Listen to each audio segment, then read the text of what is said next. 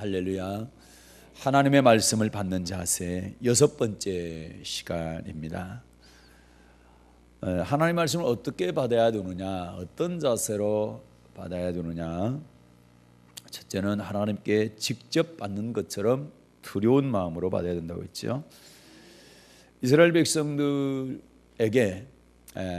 출애굽한 이스라엘 백성들에게 하나님께 시내산에서 불꽃 가운데 천둥 번개 화염 가운데서 말씀을 주셨습니다. 이스라엘 백성들이 얼마나 두려웠던지 두 번 다시 하나님께 직접 말씀을 받게 되면 죽을 것 같은 마음이 들어서, 그래서 선지자를 세워서 앞으로는 모세 목사님이 대신 하나님의 말씀을 받아서 전해지면 그 말씀이 하나님의 말씀인 줄 믿고 잘 따르겠습니다, 이렇게 하게 될 때 하나님께서 맞다, 너희들이 말이 맞다, 그들의 말이 맞다, 그 대신 하나만 조심해라. 그것은 선지자가 되신 전에도 그것이 하나님의 말씀, 내 말인 것처럼 두렵고 떨리는 마음으로 받아서 말씀에 순종해야 된다라고 말씀하셨습니다. 그래서 하나님의 말씀 받을 때는 하나님께 직접 받는 것처럼 두려운 마음으로 받아야 된다. 그다음에 두 번째는 사람의 말이 아니라 하나님의 말씀으로 받아야 된다 했습니다. 목사는 사람입니다. 그렇지만 말씀을 들을 때는 목사의 말이 아니라 하나님의 말씀으로 받아야 됩니다. 그 대신 목사는 철저하게 하나님의 말씀만 전해야 되는 것이죠. 세 번째는 하나님의 말씀은 반드시 이루어진다는 믿음으로 말씀을 받아야 됩니다. 비와 눈이 하늘에서 내려 다시 비 눈이 하늘로 올라가는 것이 아니라 그 비와 눈이 땅을 적시고 땅에 파종된 곡식을 나게 하고 열매 맺게 해서 종자를 심은 사람에게 열매를 거두게 하거늘 하물며 만군의 여호와의 하나님의 말씀이 땅에 떨어져서 사람들에게 심어지는데 뿌려지게 되는데 아무 소득 없이 말씀이 다시 하나님께로 올라가겠느냐. 하나님의 말씀은 그대로 다 이루어진다라는 것이죠. 형통케 한다는 것입니다. 네 번째는 명령으로 받고 영생의 말씀으로 받아야 됩니다. 요한복음 12장에 보게 되면 나의 말할 것과 이룰 것을 친히 명령하여 주셨다. 예수님의 말씀입니다. 예수님도 하나님 말씀, 아버지 말씀을 명령으로 받으셨고 그 명령에 영생이 있다고 말씀하셨습니다. 다섯 번째는 아멘으로 받아야 됩니다. 에스라 선지자가 수문앞 광장에 이스라엘 모든 백성들을 모아놓고 여호와 율법을 낭독을 하고 해석을 해줬습니다. 그렇게 하게 될 때 그 이스라엘 백성들이 모두 일어서서 아멘 아멘 하고 하나님의 말씀을 받았습니다. 예수님께서도 고린도후서 1장에 보게 되면은 예만 하시고 아니오를 안 하셨습니다. 예하는 것, 아멘 하는 것이 성도가 마땅히 하나님의 말씀을 받을 때 해야 될 말인 것입니다. 아멘하여 하나님께 영광을 돌리라, 그렇게 말씀하고 계시죠. 여섯 번째는 간절한 마음으로 받고 마음판에 잘 새겨야 됩니다. 오늘 사도행전 17장 11절 말씀이 그렇지요. 베레아 사람은 데살로니가 사람보다 훨씬 신사적이어서 하나님의 말씀을 받을 때 간절한 마음으로 말씀을 받고 그 말씀이 그러한가 하여 날마다 성경을 상고했다, 그렇게 말씀하고 있습니다. 그래서 말씀을 받을 때는 간절한 마음으로 받아야 되고, 그 다음에 그 말씀이 정말 목사님이 우리에게 전하는 말씀이 하나님 말씀인지 사람의 말인지를 분별해야 됩니다. 그러기 위해서는 성경을 상고해야 된다. 상고한다는 얘기는 자세히 살핀다는 얘기죠. 성경에 있는 말씀을 전하고 있는지 자세히 살펴서 하나님의 말씀이 아니면 받지 말아야 되고, 하나님의 말씀이라면 그 말씀 받고 순종을 해야 되는 것입니다. 여덟 번째로 듣고 순종하기 위해서 말씀을 받아야 됩니다. 말씀은 내가 듣고 지식적으로 알기 위해서 받는 게 아닙니다. 내가 말씀을 많이 알아서 다른 사람한테 나를 자랑하기 위해서 말씀 받는 게 아닙니다. 한 말씀을 받더라도 그 말씀에 순종하기 위해서 말씀을 받아야 되는 것이다. 왜 그렇습니까? 순종하는 사람에게 하나님께서 복을 주시기 때문에 그렇습니다. 우리 하나님만 말씀 받고 복을 받으려면 반드시 순종을 해야 되니까 순종하는 제사로 받아야 되고, 순종하는 사람들이 천국에 가기 때문에 천국 가기 위해서 꼭 복음에 순종을 해야 되는 것입니다. 제가 메모를 하나 해놓은 게 있는데, 성결신문에서 2013년 3월 겁니다. 1년 반 전 건데, 거기 보니까 우리 신촌성결교회죠. 신촌성결교회 89세 되는 권사님이 20년 동안 성경을 215독을 했어요. 89세니까 이제 올해는 90세 되셨겠네. 그러니까 69세부터 59세입니까? 69세입니까? 계산이 잘 안 되네. 지금 59세, 69세 이렇게 되는데 69세가 맞죠? 69세 때부터 20년 동안 215독을 했어요, 성경을. 그래서 69세, 70세 되신 분들도 지금부터라도 시작하셔서 성경을 좀 많이 읽었으면 좋겠다.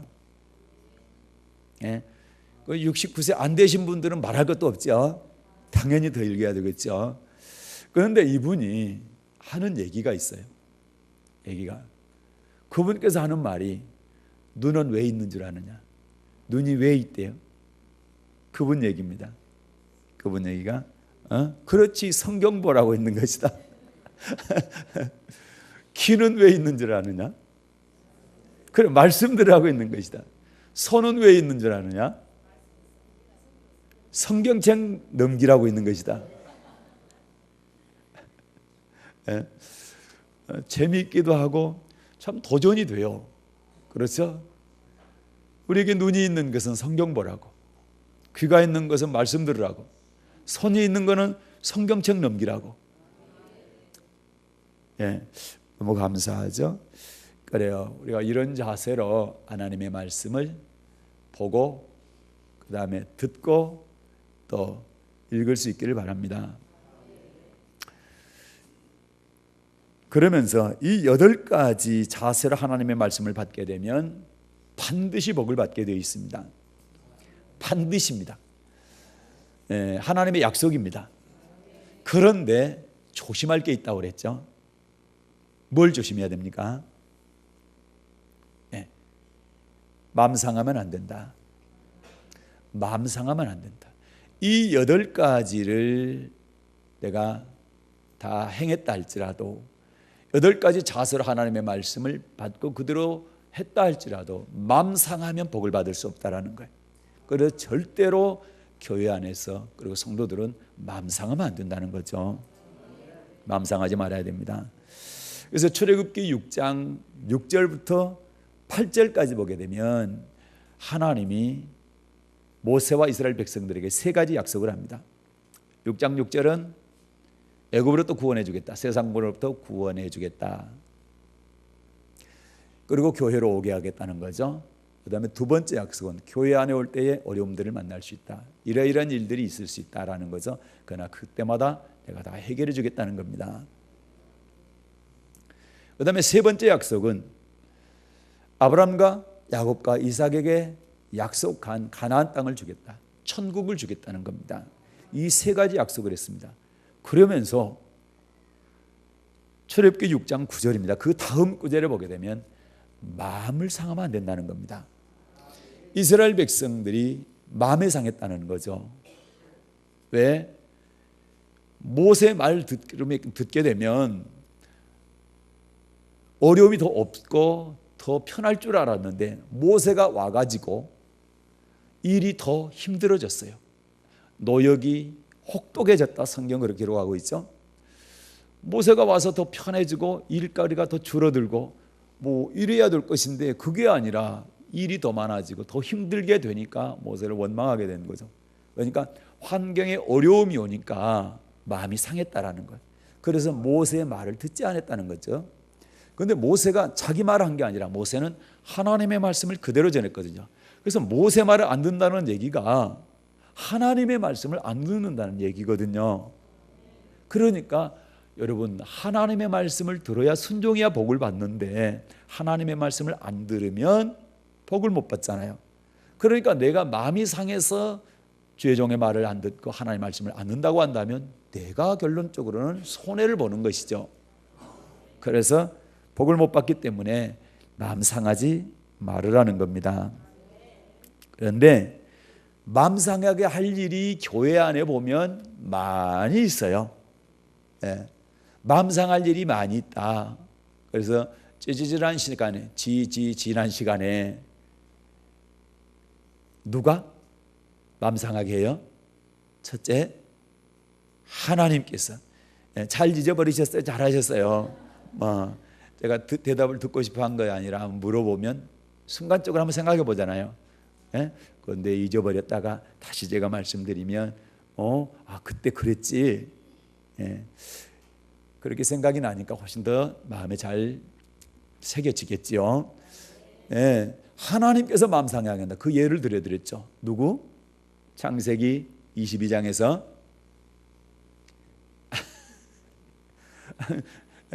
잊어버려도 너무 많이 잊어버렸네. 창세기 22장에 보게 되면 하나님께서 아브라함을 불러서 뭐예요? 시험하는 장면이 나옵니다. 누구 달래요? 그래요. 100살 때 낳은 아들을 달라는 겁니다.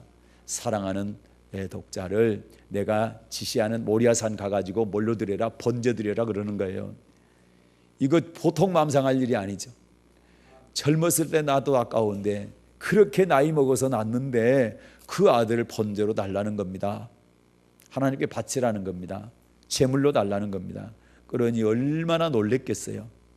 그런데 아브라함이 그 말에 순종을 하지요. 마음 상할 일이 생겼는데 마음을 안 상한 겁니다. 아내한테 상의도 안 합니다. 그리고 그 이튿날 새벽 일찍이 아들 데리고 모리아산으로 가죠. 3일 길 가가지고 하나님께 바치게 됩니다. 그때 하나님이 그 아브라함을 보시고 이제야 네가 나를 경외하는 줄 알았다. 그래서 그 시험이 통과가 되니까 창세기 24장에 보면 아브라함이 늙었을 그의 범사에 하나님이 복을 주셨다. 범사는 모든 일입니다. 모든 일에 복을 주셨다라는 거죠. 그러니까 하나님께서 마음을 상하게 하시는데 하나님께서 왜 성도들에게 마음을 상하게 하시느냐? 그거는 신명기 8장에 답이 있죠.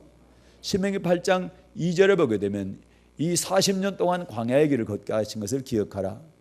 광야의 길은 교회 생활을 말하는 거죠. 왜 40년 동안 교회 생활을 하게 하는 줄 아느냐? 그것은 너를 낮추고 시험하사. 낮추고 시험하셔. 시험을 하는데 어떻게 해요? 낮춰서 시험한다. 낮춰서 시험한다는 얘기는 아주 어려운 일을 만들어 놓고 그것을 통해서 하나님의 말씀에 순종하는지 안 하는지를 본다라는 거죠. 낮추고 시험하사 그 명령을 지키는지 안 지키는지 알려 하신다는 거죠. 그래서 그 명령을 지키는지 안 지키는지 알기 위해서 하나님은 낮추고 시험한다는 거죠. 그래서 낮추고 시험하실 때 그 시험을 통과하면 이제야 네가 나를 경외한다. 정말 네가 나를 사랑하구나. 네가 정말 나를 잘 섬기구나. 이렇게 인정하시고 범사에 복을 주신다라는 거죠. 그러니까 사도행전 신명기 8장 16절입니까? 거기에 보게 되면 우리에게 낮추고 시험하는 이유가 마침내 뭘 주기 위한 것이다? 복을 주시기 위함이다. 마침내 복을 주시기 위함이다. 그래서 낮추고 시험할 때 잘 통과할 수 있는, 합격할 수 있는 여러분 되시기를 주님의 이름으로 축복합니다. 그러니까 우리에게 시험거리, 마음 상할 일을 주시는 분이 첫째 하나님이시라는 거예요. 그래서 아니 교회 나왔는데 왜 성경에 이런 말씀이 있어가지고 사람 성가시게 하냐? 왜 이런 말씀이 있냐 사람 성가시게? 그게 아니라 그런 걸 통해서 하나님이 실험하시는 거, 시험하시는 거예요. 그걸 달아보신다 이 말이요. 이런 말씀도 있는데 네가 이 말씀대로 순종하나 달아보신다 이 말이죠. 예. 그 다음에 하나님만 그러셨나요? 또 누구도? 예수님도 우리를 뭐예요? 시험하시고 마음 상하게 하셨다. 그래서 예를 들어드렸죠. 누구요? 그렇지, 수르보니게 여인 얘기를 했잖아요. 마태복음 15장에 나오는데 수르보니게 여인이요, 자기 딸이 흉악한 귀신에 들려가지고 예수님 앞에 나와서 부르짖어서 딸 고쳐달라고 기도하죠. 근데요, 그렇게 부르짖어 흉악한 딸을 고쳐달라고, 나를 불쌍히 여겨달라고 기도하는데 처음에 예수님은요, 들은 척도 안 하시는 거예요. 아무 대답도 안 하시는 거예요. 그러잖아요. 우리가 열심히 기도하는데 아무 응답이 없어. 예? 기도 제목은 그대로 있어. 그러면 우리는 예이 빌어먹을, 뭐 그럴 수도 있잖아. 아니, 이 정도 했으면 좀 더 해야 되는데, 또 옆에서 40일 작정기도 하면 될 거야 그랬는데 40일 딱 지났는데도 변화가 없어. 그래서 옆에서 그랬지, 100일 하면 될 것 같은데. 그래서 알았어, 눈 딱 감고 100일 해야지. 100일 했는데도 아무 대답이 없어. 이게 마음 상할 일이다 말입니다. 이 여인이 주님께 그렇게 큰 소리로 딸을 고쳐달라고 불쌍히 여겨달라고 기도하는데 예수님이 아무 대답도 안 하시는 거예요. 마음 상할 일이죠. 예. 제자들이 마음이 더 힘들어요. 아니, 예수님 좀 이 여인 좀 말 좀 들어주시든지, 안 그러면 사정이 이러니까 좀 돌아가라, 뭐 다음에 들어주겠다고 한다든지 뭐 얘기 좀 해서 돌려보내주세요. 제자들이 옆에 있어 답답하니까 예수님한테 그렇게 얘기하죠. 그러니까 예수님 뭐라고 그러신대요? 예? 뭐라고 그래? 그렇지, 이스라엘에 잃어버린 양 외에 내가 다른 데 보냄을 받지 않았다는 거예요. 나는 이방인한테 온 게 아니라 이스라엘 백성들에게, 안 믿는 사람들한테 온 게 아니라 믿는 사람을 위해서 내가 왔다. 그런데 그들 가운데 잘못 믿는 사람 있지? 이 사람을 위해서 내가 왔다고 그렇게 얘기하는 거예요. 그러니까 이방인이니까 너는 내가 안 고쳐주겠다, 축복 안 해주겠다, 이런 뜻이잖아요. 그러니 얼마나 기분이 상하고 마음이 상합니까? 그런데도 불구하고 이 여인은요, 주님께 더 가까이 나와서 마음껏 절합니다. 납작 엎드리면서 나를 불쌍히 여겨주세요. 그래, 이번에는 들어주실 줄 알았지. 그런데 이번에 안 들어주고 더 심한 모욕을 줍니다. 자녀의 떡을 취해서 개들에게 던지면 마땅치 않다. 개 취급하는 거예요. 예. 이스라엘 백성들한테 자녀라고 그러고 이방 여인한테는 개라는 거예요. 그러니 얼마나 낙심이 되고 낙담이 되겠어요. 그런데 이 여인이 도망가는 게 아니라, 실망을 해서 떠나간 게 아니라, 마음이 상해서 주님을 외면한 게 아니라 주님 앞에 그렇습니다. 주님, 맞습니다. 옳습니다. 개들도 주인의 상에 떨어지는 부스러기는 먹지 않습니까? 그러니까요, 주님이 감동을 하신 거예요.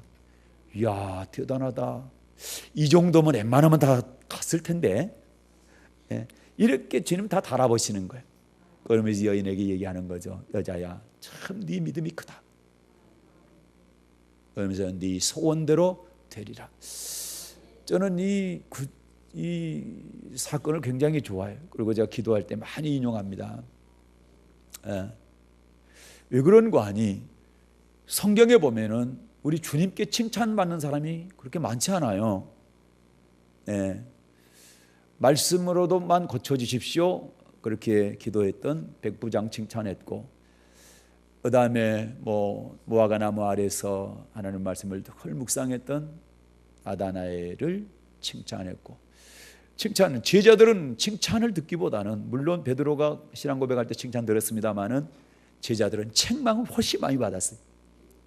그런데 이 여인은 얼마나 주님께서 감동하셨는지, 여자야, 네 믿음이 크다. 네 소원대로 되리라. 자, 그렇죠? 그러니까 마음 상할 일이 있는데도 불구하고 하나님께서 정말로 우리 주님께서 낮추고 시험하는데도 불구하고 그것 때문에 마음 상하지 않고 끝까지 우리 예수님을 신뢰하니까 그의 믿음이 칭찬을 듣고 그리고 우리 주님으로부터 소원대로 될 것이다 라고 하는 축복의 말씀을 듣잖아요. 네.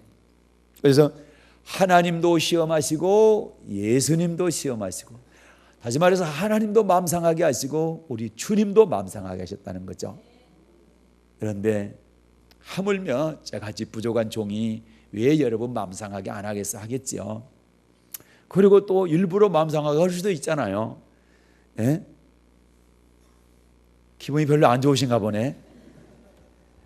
목사님만큼은 위로해 주셔야지 왜 또 마음 상하게 합니까? 다른 것 때문에 마음 상할 일이 많은데. 근데 제자들도 보니까 마음 상하게 했더라고. 그랬어요, 안 그랬어요? 이제 대답을 오늘 안 하시려고 그러나 작정하셨나? 자, 마가복음 10장 봐요. 마가복음 10장.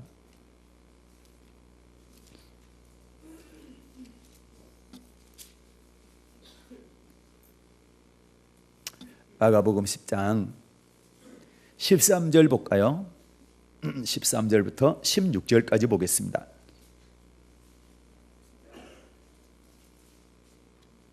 13절부터 16절 네, 받들어 읽겠습니다. 시작. 사람들이 예수의 만져주심을 바라고 어린아이들을 데리고 오매 제자들이 꾸짖거늘 예수께서 보시고 분이 여겨 이르시되 어린아이들의 내게 오는 것을 용납하고 금하지 말라. 하나님의 나라가 이런 자의 것이니라. 내가 진실로 너희에게 이르노니 누구든지 하나님의 나라를 어린아이와 같이 받들지 않는 자는 결단코 들어가지 못하리라 하시고 그 어린아이들을 안고 저희 위에 안수하시고 축복하시니라. 아멘. 사람들이 예수님의 만져주심을 바라고 어린아이들을 데리고 왔죠. 자, 사람들이 아이들을 데리고 왔습니다. 예수님 앞으로. 그런데 누가 꾸짖었대요? 제자들이 꾸짖었어요. 주의 종들이 꾸짖었어요. 다른 복음서에 보게 되면 사람들이 예수님께서 기도해 주기를 바라고 예수님께 아이들을 데려왔다 그랬거든요. 기도해 주기를 바랐다는 얘기는 축복 기도해 주기를 바란 거죠. 그런데 세상이 그 옆에 있는 예수님 옆에 있는 제자들이 꾸짖는 거예요. 그러니 마음 상할까 안 상할까? 아니 예수님 앞에 오면은 잘 왔다고, 정말 잘 왔다고. 예수님이 혹시라도 기도를 안 해줄 것 같더라도 부탁을 해가지고 내가 해주게 하겠다고, 해주시도록 하겠다고 막 이래야 될 것인데 정말 기대를 가지고 좋은 마음으로 이 자녀들 축복해달라고 주님께 얘들 데리고 왔는데 책망을 하고 꾸짖은 거예요. 야단을 치는 거예요. 그 마음 상해요 안 상해요? 우리 교회 몇 분 같으면 삐쳐가지고 아마 가셨을 것 같아요. 뭐 목사님이 저러냐? 그러고 가셨을 것 같아요.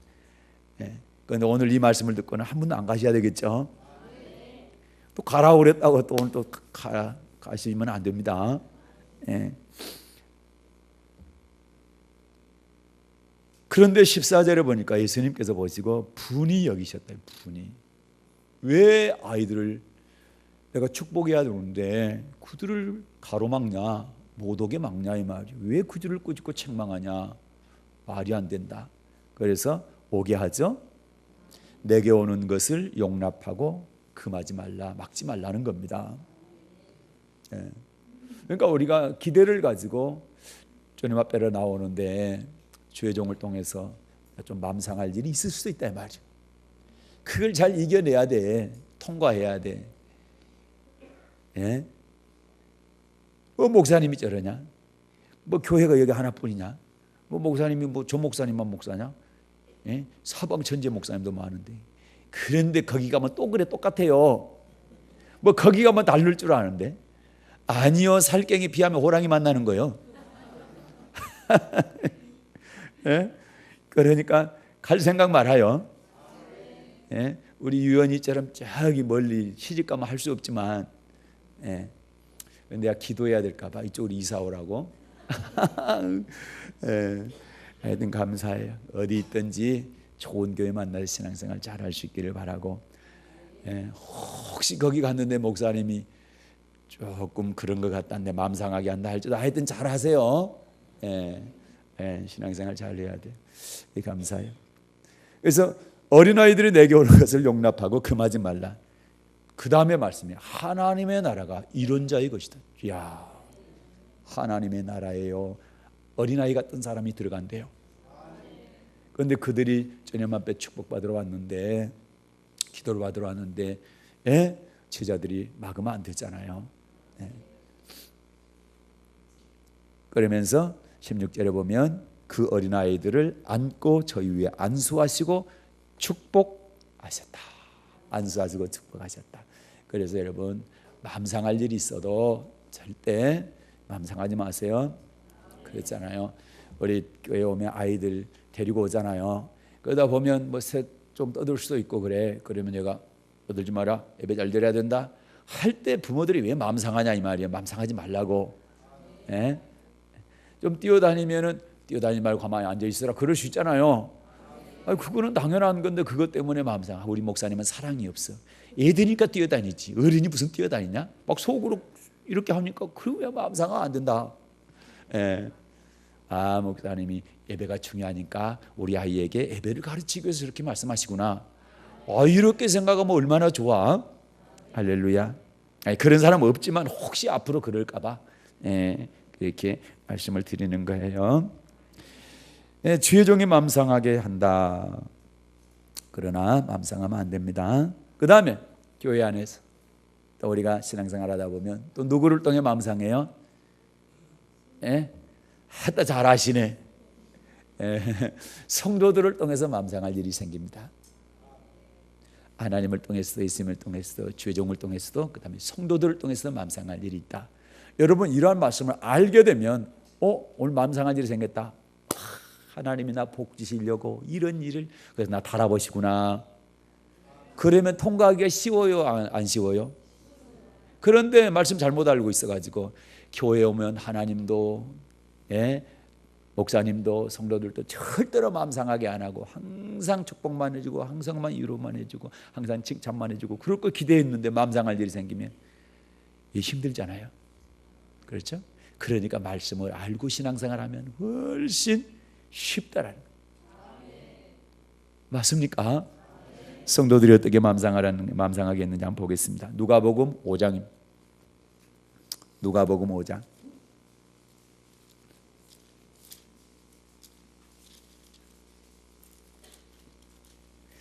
누가복음 5장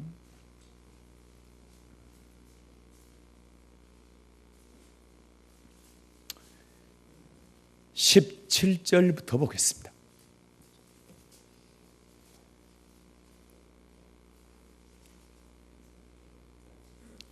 19절까지 시작. 하루는 가르치실 때에 갈릴리 각 촌과 유대와 예루살렘에서 나온 바리새인과 교법사들이 앉았는데 병을 고치는 주의 능력이 예수와 함께하더라.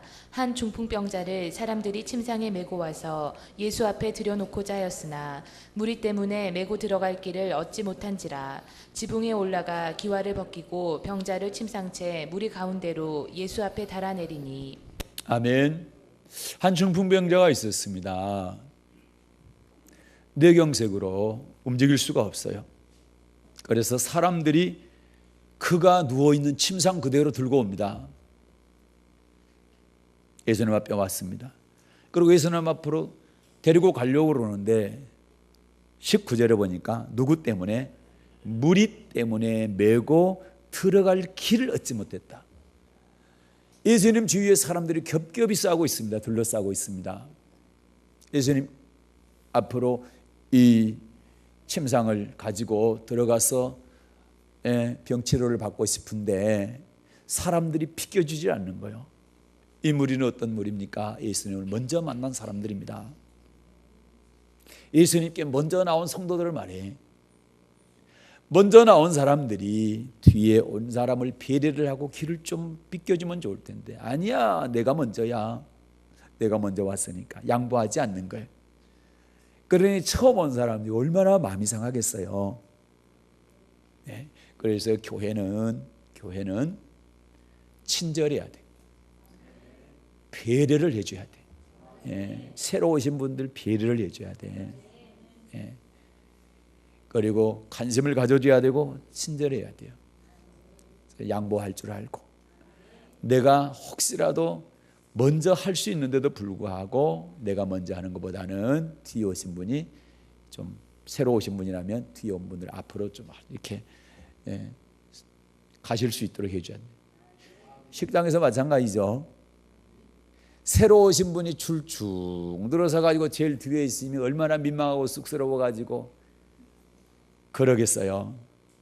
우리야 맨날 주일마다 밥 먹으니까 당연히 그렇게 알지만, 처음 오신 분들은 교회에서 밥 먹는 것 자체가 이게 생소하잖아요. 그렇죠? 그런데 그것도 줄까지 서 있어야 하고 한참 기다려야 된다고 그러면 가고 싶은 마음이 훨씬 많죠. 그러니까 기존의 성도님들이 새로 오신 분들 앞으로 모셔가든지, 안 그러면 상에 좀 앉아 계시라고 그러고 좀 타다 드리든지 그렇게 하십시오. 그래서 또 앞에 섰는데 내 앞에 새로운 사람이 왔다고 왜 새치기 하냐고, 이렇게 하게 되면 이게 이제 마음 상하는 거. 이게 마음 상하는 거. 왜 순서대로 안 하고 새치기 하냐. 밥을 빨리 드시려면 빨리 내려오시고 줄을 빨리 서시든지 그러지. 아니, 새로 오신 분이 어떻게 빨리 갑니까? 여기도 둘러보고 저기도 둘러보고, 집에 갈까 밥을 먹을까 하도 권면해서 가기는 가야 되겠는데, 먹기는 먹어야 되겠는데 그래도 불편한 거예요. 그런데 거기다가 줄을 섰니, 왜 새치기를 하니, 그러면 아이고, 이 교회는 나하고 안 맞나 보다. 정말 나하고 안 맞네, 그렇게 생각할 거 아니에요. 성도들 때문에 새로 오신 분들이 마음 상해서는 안 된다. 근데 새로 오신 분은 또 그래. 기존의 성도들 때문에 마음 상해. 그러면 그래서 이런 말씀이 필요한 거예요. 포기하고 가면 안 돼. 만약에 여러분 예수님을 탁 둘러싸고 들어가려고 해도 길을 안 비켜주니까 못 들어갔어. 그리고 포기하고 들어갔다면 이 중풍병자는 나을 수가 없죠. 그런데 세상에 지붕을 뜯은 거예요. 나무 지붕을 뜯었다고. 지붕 뜯고 줄에다가 매달아 가지고 침상을 예수님 계신 곳으로 내렸어. 이야, 참 대단하지요. 지붕 주인이 고쳐달라 안 고쳐달라 한 거는 제가 잘 모르겠지만 고쳐줄 각오했을 거 아니에요. 그러면 경제적으로 손해보잖아요. 뭐 하려고? 이 친구 고치기 위해서. 그리고 우리의 이런 열정이 있어야 돼. 아멘. 이런 열정이. 그래서 마음 상할 일이 있지만 마음 상하지 않고 끝까지 포기하지 않고 지붕 뜯어서라도, 경제적으로 손해 보더라도 주님 앞에 내려서 치유되는 놀라운 역사, 축복이 있게 된 줄로 믿습니다. 마음 상하고 돌아갔다고 한다면 기적은 안 일어났습니다. 그 사람 평생 일어나 보지 못하고 죽었을 것입니다. 그래서 마음 상할 일은 있다 없다? 있다. 하나님을 통해서도, 우리 주님 예수님을 통해서도, 목사님을 통해서도, 그 다음에 성도들을 통해서도 마음 상할 일이 있다. 성도들을 통해서는 마음 상할 일이 있어서 하나 더 볼게. 마가복음 10장 다시 갈게. 마가복음 10장.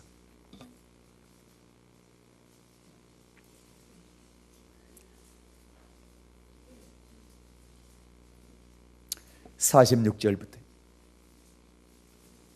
(48절까지) (46절부터) (48절) 시작. 저희가 여리고에 이르렀더니 예수께서 제자들과 허다한 무리와 함께 여리고에서 나가실 때에 디메오의 아들인 소경 거지 바디메오가 길가에 앉았다가 나사렛 예수시란 말을 듣고 소리질러 가로되 다윗의 자손 예수여 나를 불쌍히 여기소서 하거늘 많은 사람이 꾸짖어 잠잠하라 하되 그가 더욱 심히 소리질러 가로되 다윗의 자손이여 나를 불쌍히 여기소서 하는지라. 아멘. 제가 상당히 좋아하는 말씀이고 사건입니다.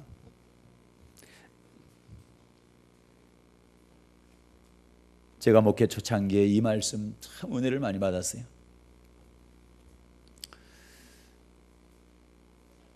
여리고에 갔을 때 예수님께서 제자들과 여리고에 가죠.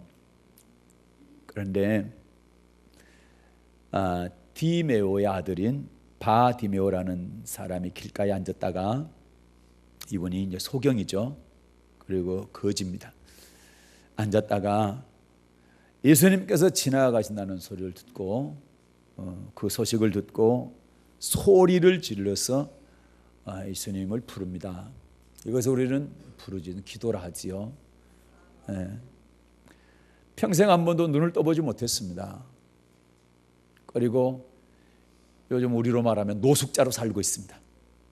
사람들이 거들떠보지 않고, 그리고 겨우 사람들이 구걸할 때에 던져주는 동전 몇 입으로 살아가는 불쌍한 사람입니다. 그런데 이 사람에게도 좋은 소식이 들렸어요. 예수님이라는 분이 많은 사람을 고친다. 네 눈도 뜨게 할 수 있다라는 거죠. 네 눈도 뜨게 할 수 있다라는 거죠. 그런 이야기는 들어보지는 못했는데 처음으로 들은 겁니다. 그런데 마치 여리고로, 이 소경 거지가 있는 여리고로 예수님께서 지나간다는 소식을 듣고 예수님을 부르는 장면입니다. 47절에 보니까 나사렛 예수시라는 말을 듣고 소리질러 가로되 다윗의 자손 예수여 나를 불쌍히 여기소서. 나를 불쌍히 여겨주십시오. 저는 평생 동안 눈 한번 떠보지 못했습니다. 부모의 얼굴도 친구들의 얼굴도 지나가는 사람들의 얼굴도 한 번도 보지 못했고, 나무도 모르고 하늘도 모르고 아무것도 보지 못했습니다. 나를 불쌍히 여겨주세요. 눈 한 번만 뜨게 해주세요. 그런데요, 48절에 보니까 많은 사람이 꾸짖어 잠잠하라. 48절이요. 시작. 많은 사람이 꾸짖어 잠잠하라 하되 그가 더욱 심히 소리질러 가로되 다윗의 자손이여 나를 불쌍히 여기소서 하는지라. 아멘. 많은 사람이 꾸짖어 잠잠하라. 이 많은 사람은 예수님을 따르는 사람들입니다. 예수님을 따르는 성도들입니다. 이들이 바디메오가 다윗의 자손 예수여 나를 불쌍히 여기소서 크게 기도하게 될 때 잠잠하라, 조용히 하라, 야 시끄럽다. 그러면 여러분, 이 소경은 맘상할 일이잖아요. 소경 입장에서는, 바디메오 입장에서는 맘상할 일이죠. 예수님의 소식을 듣고 기다리고 드디어 그분이 앞에 지나갈 때 기회가 온 걸, 평생 한 번 있을까 말까 하는 그 기회가 왔잖아요. 그런데 부르짖어 기도하는데 사람들이 잠잠하라, 조용히 해라. 얼마나 맘상할 일입니까?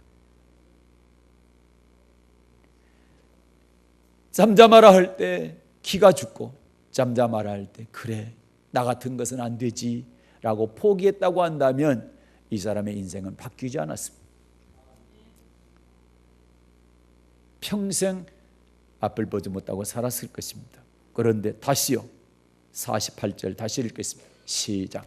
많은 사람이 꾸짖어 잠잠하라 하되 그가 더욱 심히 소리질러 가로되 다윗의 자손이여 나를 불쌍히 여기소서 하는지라. 아멘. 기다려서 예수님이 지나갈 때 크게 부르짖어 기도했는데 예수님 곁에 있는 성도들이 책망을 하는 거예요. 조용히 해라, 잠잠해라. 그렇게 할 때에 이 사람이 어떻게 했습니까? 포기하고 입을 닫습니까? 어떻게 합니까? 그래요. 더욱 심히 소리질러 가로되, 더욱 심히 소리질러 가로되, 더 크게. 왜요? 예수님 아니면 자기의 날 때부터 소경되었던 이 장애를 극복할 수 있는 길이 없다고 생각했기 때문에, 예수님만이 자기를 고칠 수 있다고 생각했기 때문에 절대로 포기하지 않습니다. 우리가 기도할 때 이런 기도가 필요합니다. 몇 번 해보고 안 돼, 40일 해보고 안 돼, 100일 해보고 안 되니까. 아니요, 하나님은 응답해 주시겠다고 약속했기 때문에 반드시 응답될 겁니다. 그러나 그 응답되는 시기는 하나님의 권한에 있습니다.